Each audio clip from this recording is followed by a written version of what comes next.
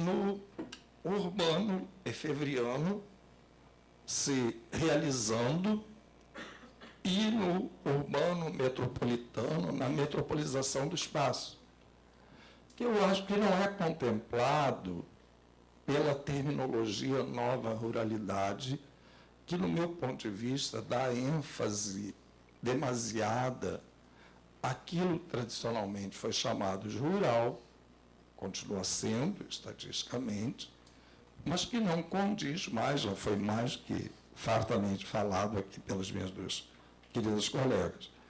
Então, pensando nesse momento em que vivemos, particularmente para estados como Rio de Janeiro, São Paulo, que são estados tão marcadamente metropolizados nos seus territórios, é que eu venho trabalhando, agora, nesse outro slide, com essas, não são categorias, como eu disse, não são variáveis, são apenas indicações muito gerais do que do que poderia vir a constituir essa racionalidade divulgada pela cidade, como Lefebvre assinala no Direito à Cidade, página 10, dependendo da edição. E aí, bom, estava eu posto no meu sossego, já aposentando esse meu mapa, e depois, se vocês quiserem, falamos mais dele, quando vieram as eleições de 2014. Não sei se vocês se lembram, houve eleições em 2014, e essas eleições tiveram repercussões nessas minhas maluquices. Aí lá fiquei eu, pensando nisso. Aí, uma semana antes das eleições, leio no jornal Globo e vejo o mapa não, uma figura que eles fizeram, essa daí, viram aí, por favor, em que se marcava, era um documento que a FIJAN, a Federação das Indústrias do Estado do Rio de Janeiro, tinha acabado de entregar aos 4 candidatos aqui do governo do Estado. Esse documento chama-se, né, um documento forte, denso, chamado Decisão Rio 2014-2016. O Decisão Rio é um estudo elaborado desde 1995 pelo sistema FIJAN, que vai fazendo sempre, sobre as intenções de investimento no Estado do Rio de Janeiro, com os próprios investidores privados e públicos, para um período prospectivo de 3 anos. Seu objetivo é reunir todas as informações em um único documento e apresentar as principais tendências aos tomadores de decisão do setor público e da iniciativa privada, configurando-se como o maior e mais completo mapa de oportunidades do Brasil. Isso nos dizeres da FIJAN. Aí eu vi assim, meu Deus do céu, olha quanta coisa daquelas maluquices que eu comecei há 10 anos. Aí, na minha fantasia também, lá fui eu olhando, tentando comparar com aquele mapa anterior, vendo, e tem eixos, aquele negócio faz sentido. Vou ter de mexer nele, claro. Aí fiquei assim, puxa, o ideal seria se eu conseguisse fazer trepar uma imagem com a outra, como é que é? Superpor, desculpa. Está gravando. Perdão. Mas eu esqueci como se fazia isso, acho que é a idade. Aí acendi vela para o São Mateus, que é meu santo de devoção, e São Mateus me ajudou e me confeccionou esse outro mapa, por favor, que eu deveria chamar assim, quem tem Mateus do seu lado nunca fica na mão. Ele lá superpôs o mapa da FIJAN com o meu, daquelas urbanidades do rural, e deu certo. Aí comecei eu a... cadê? Ô Ian, vou te demitir. Aqui esse mapa com os eixos, quer dizer, aqueles eixos anteriormente, e o Mateus plotou o outro. Aí, bom, ficou desenhado para mim, confirmada aquela ideia dos eixos, e chamando a atenção para um outro eixo de informação, o que já põe um pouco por terra aquelas análises anteriores de que aquela forma, a rede urbana na região norte fluminense era uma rede nucleada, polarizada, baseada em grandes núcleos. Esse eixo começou a me interessar particularmente, e é nele que eu vou focar a partir disso daqui, que é o Porto do Açu, que também é um desses mega empreendimentos, como o Comperge, como Posto Itaguaí, como se viu aqui já na cidade do Rio de Janeiro, Porto Maravilha, as grandes vias de circulação.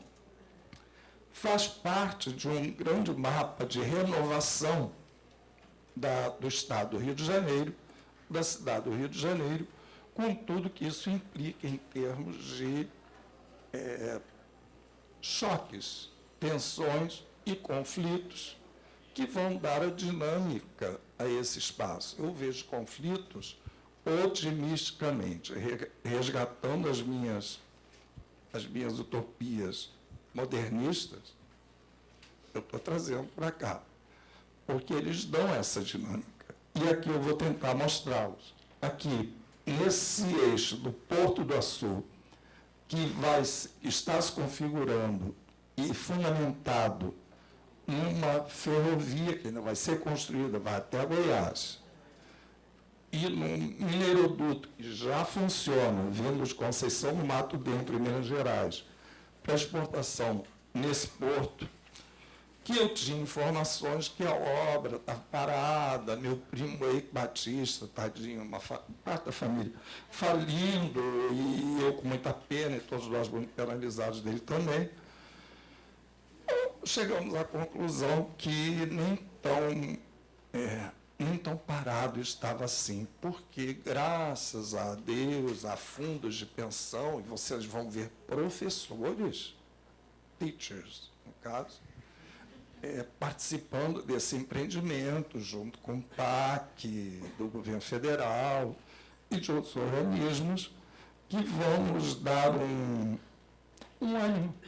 Ele pode não vir a ser o maior porto das Américas, como meu querido primo pensava, mas ele está se configurando, ele está formado e funcionando desde agosto de 2014, vou trazer aqui os registros, e o nosso próximo, por favor, filho.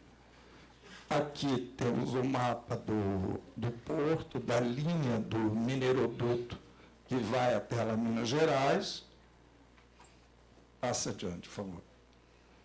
E aqui o registro que a Fijan fez sobre o aconselhamento, a continuidade dos investimentos nesse porto, nesse eixo, nessa região. São 7.000 hectares, foram grilados, onde viviam 80 famílias de pequenos proprietários rurais e mais 16 famílias de não proprietários, e viviam 1.480 habitantes num pequeno núcleo urbano isolado, que era essa Barra do Açu, na qual o porto se instalou, e foram simplesmente desalojados. O que aconteceu aqui, já foi ventilado várias vezes, e acontece que na cidade do Rio de Janeiro, é a mesma lógica que acontece em todo espaço geográfico.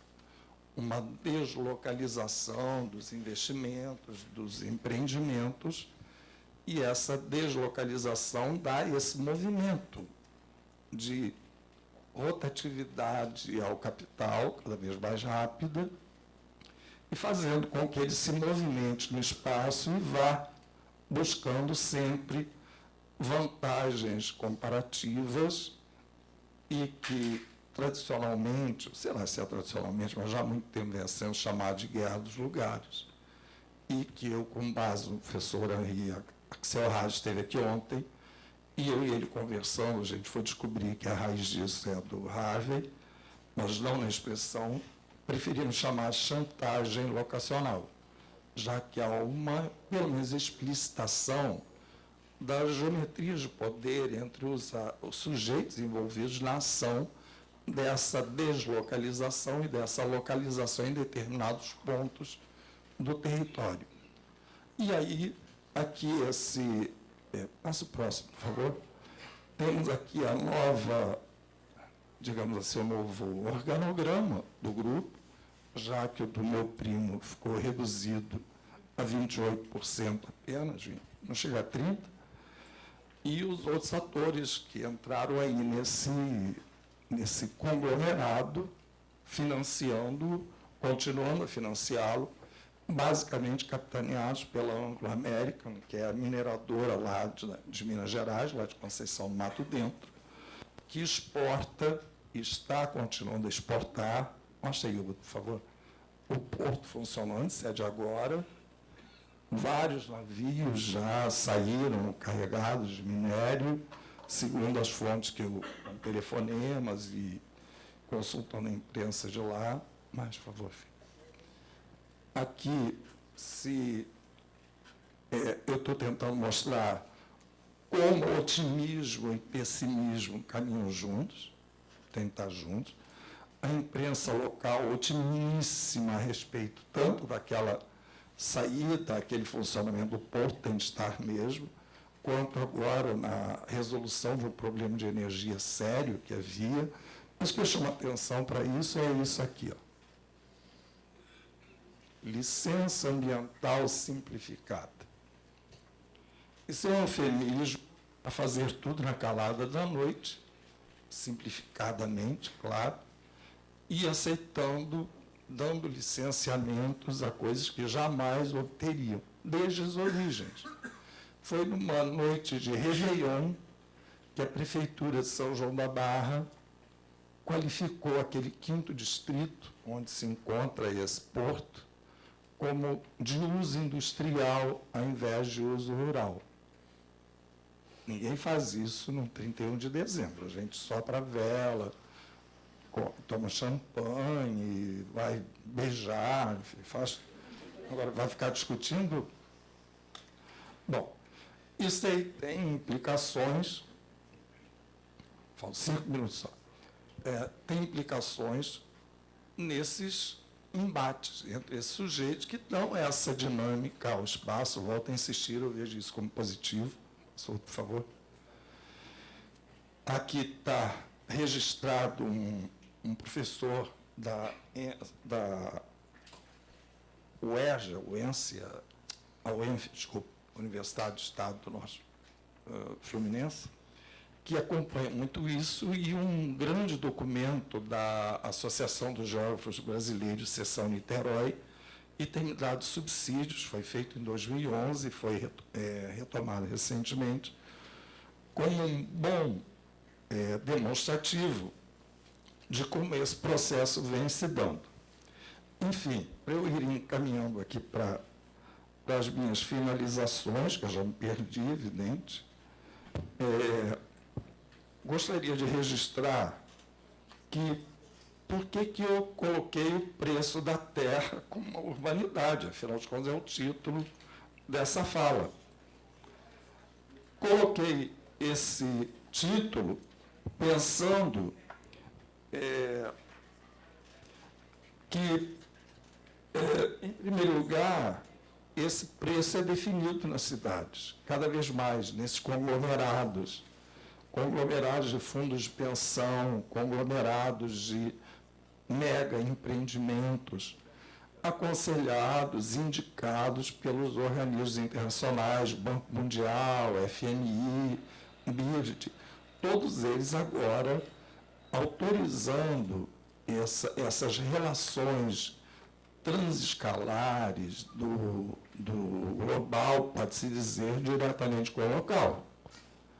Aí volta a ideia da chantagem locacional. O peso dessa chegada desse investimento, seja com um peso político, econômico, social, de destaque, de status para cada lugar escolhido, vai provocar uma resposta nesses lugares, cada um querendo uma guerra realmente. Mas só que não é uma guerra dos lugares, é uma guerra entre os sujeitos políticos dos lugares para acolher esses empreendimentos e deles se beneficiarem. Eles e sua adesão ao lugar, onde vivem com toda a heterogeneidade que caracteriza cada lugar. Então, como eu disse, aí é um lugar, em primeiro lugar, porque ele é definido na cidade, muitas vezes nas bolsas de valores, e em grupos acionários, basicamente interessados na especulação, ou, segundo um amigo meu, elevação de preço da terra. Em segundo lugar, porque a ressignificação do rural como não agrícola, ou não basicamente agrícola, abre possibilidades a investimentos urbanos de origem diversa e que resultam em estender áreas rurais o predomínio do valor de troca sobre o de uso, característica predominante, embora não exclusiva, antes das cidades. Na medida em que o espaço geográfico se integra à lógica urbano-metropolitana, fundindo o urbano e o rural, hibridizados e integrados pela nova lógica, uma manifestação clara dessa fusão é a elevação dos preços da terra, como pretendemos desenvolver nesse trabalho. Obrigado pela atenção de vocês.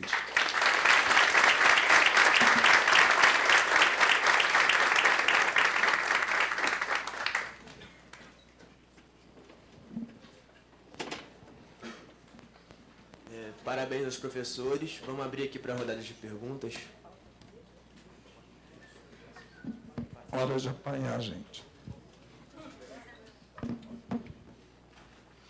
Buenas tardes. Permítanme, antes que nada, agradecer mucho las intervenciones. Me han interesado todas mucho. Seré muy breve. Un comentario, en principio, sobre el título mismo de la mesa redonda y después una pregunta para cada uno de los intervinientes. El título de la mesa redonda era Múltiples fases do rural en un contexto de metropolização. Me suscita alguna perplejidad y alguna duda. Si nosotros entendemos el proceso de metropolitanización con las 4 dinámicas clásicas, ¿no? Ampliación de las áreas urbanas, integración del territorio, tendencia a la dispersión de la urbanización sobre el espacio y especialización de cada lugar en función del conjunto, ¿no? Ampliación, integración, dispersión y especialización. ¿Podemos seguir hablando de rural en el contexto de la metropolitanización? No tendríamos aquí ya, digamos, un punto de partida difícil, problemático. Y en este sentido, respecto a lo que han ido de manera tan interesante sugiriéndonos en sus intervenciones, María José, por ejemplo, nos recordaba el término counter-urbanization, ¿no? la contraurbanización de Brian Berry y de Champion, para referirnos a aquel movimiento de salida de las poblaciones desde los centros metropolitanos hacia los entornos. ¿No sería, María José, este término particularmente mal adaptado a lo que se quiere referir? Es decir, más que contraurbanización, es urbanización. Es precisamente aquella fase en que la urbanización se extiende sobre el territorio, ¿no? Dolores nos hablaba de o rural se desprende do campo e o urbano se descola da cidade. No es más bien que los términos, no sé si concordaremos, pero no es más bien que los términos campo y ciudad, urbano y rural, no son ya más útiles para referirnos a las configuraciones socioespaciales contemporáneas. No es quizás que es imposible hoy en día delimitar la ciudad con criterios científicos. Y finalmente Joao se refería a las urbanidades do rural, que de una manera muy gráfica, que me gusta mucho, ¿no? Pero ¿no será más, Joao, que lo que ha ocurrido es que la condición urbana se ha desprendido de la forma urbana, se ha emancipado de la forma urbana tradicional, ¿no? Que la condición urbana, los precios urbanos, las formas de vida urbanas, las relaciones económicas urbanas, la extensión de la mercantilización de los bienes, etcétera, etcétera, que habíamos asociado tradicionalmente a aquella forma compacta, compleja y sin solución de continuidad de la urbanización, hoy día cubren todo el territorio. Y por lo tanto que lo que tenemos no es urbanidades del rural, sino la pura y simple urbanización del territorio.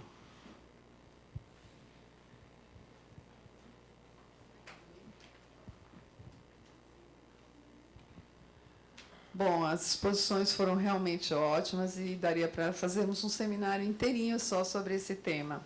Mas o que eu gostaria de ouvir vocês três é sobre a seguinte questão, e que eu nem sei se ela é relevante fora do Brasil, seria interessante se a Maria José pudesse dar um depoimento, que é o seguinte: a meu ver, no Brasil, nos últimos 30 anos, recuaram incrivelmente o número de trabalhos em áreas, né, em campos disciplinares como a geografia econômica, como a geografia política, a geografia social. De outros, se ampliou bastante a chamada geografia urbana e rural. Basta ver os anais de todos os grandes eventos científicos brasileiros, que não são especializados, em que esses dois campos disciplinares são os mais fortes. Bom, ótimo, maravilha, eu mesmo participo de um deles. Mas eu acho que isso nos trouxe problemas efetivos. Uma parte das questões que antes a gente tratava no âmbito da geografia econômica ou da geografia social, agora a gente trata nesses dois campos disciplinares, e isso pode ser também um entrave. Quer dizer, eu não estou deixando de reconhecer que há mudanças efetivas em termos do que se considera no plano das formas e no plano dos conteúdos, como urbano, rural, cidade-campo, que já é um desafio do tamanho do bonde. Mas eu acho que nós temos também um entrave disciplinar que me parece importante.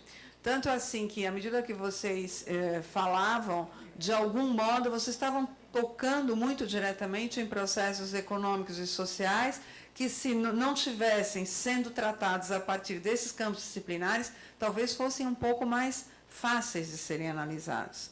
E eu acho que isso também sempre me chamou a atenção. Veja, no Brasil tem Simpósio Nacional de Geografia Urbana, né? Na geografia agrária tem dois eventos. E nós não temos na geografia econômica, nós não temos na geografia social, na geografia política, que são campos menos importantes em número de trabalhos, embora os desafios sejam enormemente significativos nessas especialidades.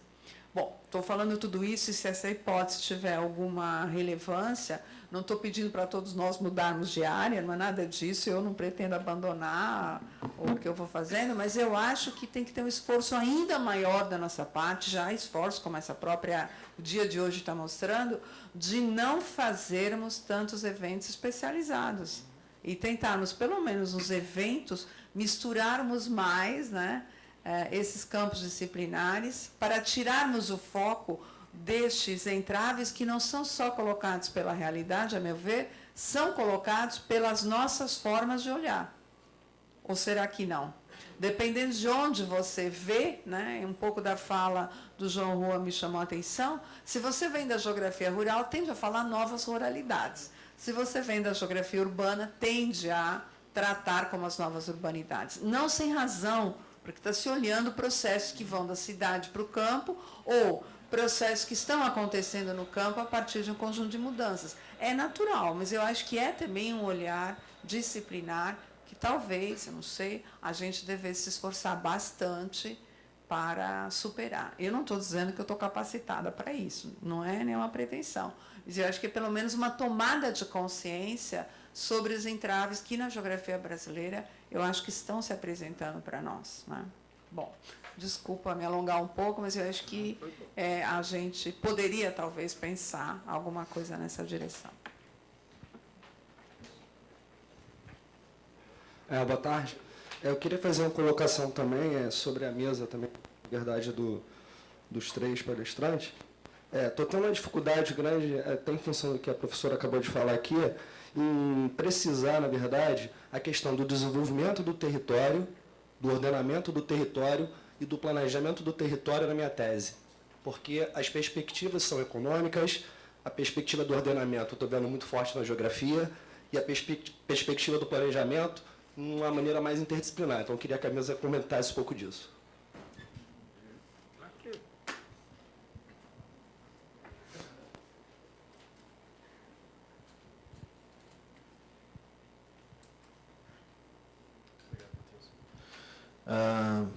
Boa tarde. Eu, primeiramente, queria agradecer a toda a mesa pelas falas, foram muito elucidativas. Meu nome é Matheus, aqui do mestrado, embora não seja santo, né? A cara dele. Enfim.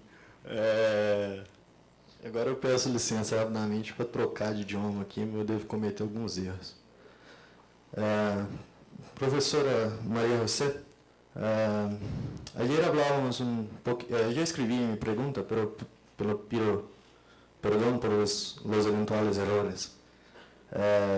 Ayer hablábamos un poquito, después de mi presentación, sobre las relaciones sociedad-naturaleza, y ella dice que hay un proyecto ya en construcción de un túnel rodoviario en la carretera de Río Petrópolis, que es parte de mi objeto, perdón, de mi área de estudio. Y bien. Y hay también un proyecto concomitante de tornar la antigua carretera una así llamada carretera parque, por su bella mirada a la sierra del mar, por su bella mirada a la planicie del río también. Y es curioso que esa carretera, ella pasa por no menos que 6 parques u otros tipos de unidad de conservación de la naturaleza. Y por lo que yo ya pude verificar, esa gran construcción ya es vector de muchísimas transformaciones cerca de esos parques. Con tal vez, y eso yo no pude verificar aún, un aumento de la densidad poblacional a través de la venta de la vivienda en áreas residenciales cerradas, cuyo principal aspecto de propaganda es cosas como vive cerca del verde y disfruta el paisaje natural. Por tanto, yo que lo pregunto es cuál es el concepto de naturaleza por detrás del concepto de naturbanización, si ni rural puede ser considerado natural y si tampoco podemos considerar los parques nacionales y ese verde mercantilizado una naturaleza intocada, pero absolutamente directa o indirectamente transformada por las actividades humanas. Gracias. Vamos fechar essas 4, então? Por favor.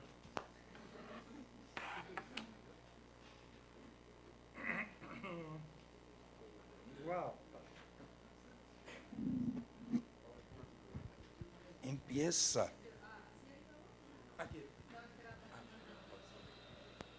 Muy bien. Bueno, pues de forma ordenada al profesor Nelo, decirle que yo pienso que una función metropolitana puede ser la función rural. Y esa multiplicidad también de funciones asociadas al término rural tendrían cabida en una conceptualización, en un título como el que se ha elegido para el seminario, ¿no? Tendemos a ver los espacios metropolitanos como espacios colmatados desde el punto de vista del... No, me refiero a la imagen externa que se tiene, ¿no? Y la idea de introducir aspectos rurales o temáticas rurales en lo que son análisis metropolitanos o con otro tipo, ¿verdad?, de contextos económicos y sociales, creo que es muy interesante. Y eso guarda relación también con la intervención de Carmiña, ¿no? Yo creo que lo hemos comentado, ¿no? Nosotros lo que es la Academia Universitaria de Geografía en España, es muy difícil que haya mesas sobre planteamientos rurales o de rur urbano en un congreso sobre geografía urbana. Hay un divorcio absoluto. Como probablemente sucede aquí, como ha comentado, desde el punto de vista numérico, los geógrafos rurales son más en número que los urbanos, ¿no? Pero no hay relación, y es absurdo, porque los problemas son problemas territoriales y nosotros abordamos las soluciones de manera conjunta, no de manera disgregada. Pero se entienden así, una cuestión de la academia, de la disciplina, y es absurdo. Lo que sí es cierto es que en España sí hay una presencia muy importante de geógrafos rurales o de geógrafos que se ocupan de áreas rurales en grupos de geografía económica vinculada, por ejemplo, a procesos de desarrollo local y desarrollo territorial. Esa relación sí existe, pero la geografía urbana va por un lado y la geografía rural va por otro. Por lo menos esa es mi percepción particular desde el punto de vista de la Academia Geográfica en España. Y sobre el término contraurbanización, claro, es que entiende la urbanización, bueno, Champion y Berry también entienden la urbanización como algo muy nodal, muy concentrado, y por eso hablan de que es contra esa, pero es otra nueva forma de urbanización. Hay un compañero holandés, ahora se me ha olvidado el nombre, de La Haya, y él habla de que realmente la contraurbanización es la expansión del fenómeno urbano. Y esa es nuestra naturaleza. Nos hemos agrupado cuando éramos pocos, ahora que somos muchos y nos sentimos seguros, nos dispersamos. Y eso es lo que hacemos. Hacemos eso en Europa, hacemos en Estados Unidos y probablemente terminaremos haciéndolo aquí con esos espacios cerrados que se construyen en los condominios. Y en relación a la intervención de Marcelo, al que por cierto quiero dar la enhorabuena por el diseño del logo del Congreso, eso era lo que preguntaba. Desde mi punto de vista, bueno, nosotros no tenemos naturaleza. Nosotros tenemos naturaleza construida, intervenida, tenemos paisaje, no tenemos naturaleza. Y para nosotros la naturaleza o la idea de la naturaleza en Europa se asocia a bosques y los bosques, la mayor parte de ellos no son bosques naturales, son bosques intervenidos. Pero esa es nuestra naturaleza y eso es lo que queremos proteger. Y me llama la atención la conversación que teníamos ayer sobre las vías paisajísticas, lo que comentas de aquí. Yo te podría poner también ejemplos en Andalucía, ejemplos además perfectamente financiados por Europa, y le llaman vías paisajísticas, ¿no? Y desde mi punto de vista están fuera de ese lugar. Si tú quieres proteger, tienes que proteger y tienes que ser coherente con lo que planificas. Y si quieres desarrollar, construye carreteras. Entonces, no tiene ningún tipo de relación. Desde mi punto de vista personal también, yo siempre achaco a que nosotros tenemos como dos diálogos también diferentes en relación al cumplimiento de la planificación en Europa. Uno, el de que se hace un plan y se cumple, y otro, el de que se hace un plan y ya veremos qué pasa. Entonces, si nosotros tenemos un plan para proteger la naturaleza, aunque no sea naturaleza, sea un espacio intervenido, eso tiene que respetarse. Y es absurdo que hagamos eso y al mismo tiempo digamos, vamos a crear una carretera, y cuando hay oposición, porque hay algo de oposición, desde el punto de vista de los grupos que presionan a nivel social, ecologistas, incluso grupos también locales, en lugar de tener una carretera, tengo una carretera paisajística, pero tengo una carretera donde tenía que tener espacio conservado. Así que, de acuerdo con lo que plantea.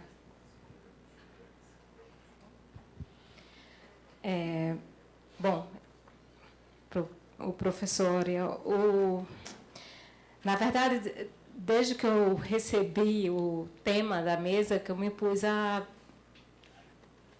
pensar um pouco o que é que, na verdade, a gente poderia entender como essas múltiplas faces do rural no contexto de metropolização. E pensando, bom, retomei um pouco essas noções, fui aos dicionários de geografia humana para pensar um pouco mais sobre elas. E, de fato, assim, se você me pergunta se elas já não dão conta da análise espacial, ou seja... Bom, se elas não dão, talvez na minha compreensão agora, elas já não dizem mais respeito àquilo que disseram. Eu acho que...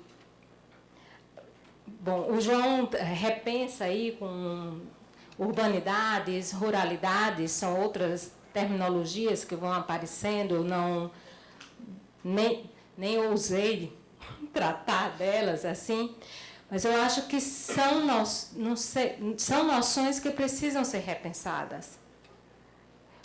Como, ou seja, qualquer conceito que importa bastante para uma disciplina.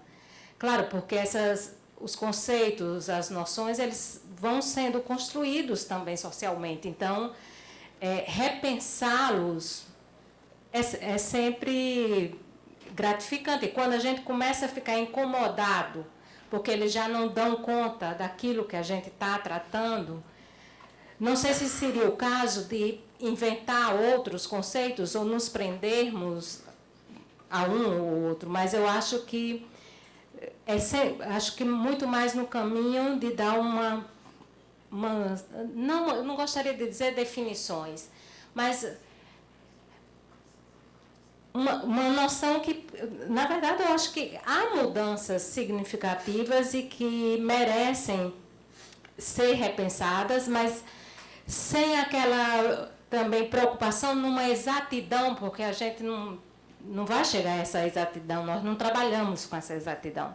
Então, eu fico muito preocupada também se a gente abandona essas noções e vamos criar uma outra. Até me lembrou agora, o professor Marcelo Lopes de Souza, ele chama a atenção da constante necessidade que alguns autores estão tendo de ficar inventando palavras como se fossem conceitos e fossem noções. Eu também me preocupo muito com isso, porque talvez seja muito mais importante para a gente repensar essas que nós temos, não seria adaptar mais, ou seja, dar uma nova, né, ou seja, dar outras concepções sobre elas. Eu não tenho resposta para o que você coloca. Bom, e também vocês fizeram assim umas perguntas para a gente não responder, né? Bom, sobre a questão que a Carminha coloca, bom, nos últimos tempos, quando a gente sempre pensa mais nessas entraves disciplinares, eu acho sempre quando a gente está mexendo nos nossos currículos. E vai aparecendo geografia, uma hora a gente tira, né, os nomes, outra hora... Eu lembro que era humana 1, 2 e 3, era tudo junto. Depois aí passa, divide-se urbana, geografia agrária, que tem um peso, eu acho que na geografia brasileira, muito forte. Ultimamente é que tem, eu acho que dado resultados positivos, o encontro sobre geografia política, que eu acho que é uma retomada, uma discussão que se faz importante. E, por outro lado, a geografia econômica meio que desaparece. Não que ela não seja importante, mas eu não sei, eu também não tenho conhecimento dos currículos, né, no Brasil, do modo geral. Mas, quando ultimamente, um último concurso que eu vi aberto para a geografia econômica, que é até muito raro, ou seja, as pessoas, os próprios pontos, as questões que se colocavam para esse concurso não eram exatamente geografia econômica, era geografia agrária. E muitas pessoas que poderiam prestar desistiam porque diziam, não, mas eu não sou da geografia agrária, embora o título tenha sido geografia econômica. Eu acho que, assim, não sei, não sei se também na pós-graduação, por conta também das nossas especialidades, a gente já vai dirigindo para uma coisa ou outra. Tanto é que sempre a gente fala, não, mas precisamos de alguém ou da urbana ou da agrária, mas nunca, é muito raro a gente dizer que alguém exatamente da geografia econômica, pelo menos mais recentemente. Isso é o que eu venho observando, e se a gente olha as dissertações, as teses, ou se coloca ou então numa coisa que é muito mais ampla e continua se chamando, que é a chamada geografia física, que aí tudo se junta. Então, assim, eu acho que há uma necessidade de se repensar esses entraves disciplinares, os nossos recortes disciplinares.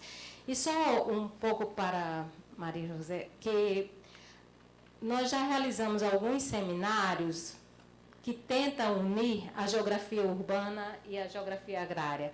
Inclusive, um aconteceu aqui, o outro em Porto Alegre, eu acho que uns 3 ou 4. Que é essa tentativa de juntar pesquisadores que muitas vezes estão de fato separados e frequentam, né, circuitos separados. Bom, então, eu acho são propostas interessantes, né, como essa daqui também, que vai muito além, né, só do agrário e do urbano. Bom, a pergunta sobre desenvolvimento do território, planejamento do território, eu vou deixar para quem trabalha com território mais especificamente.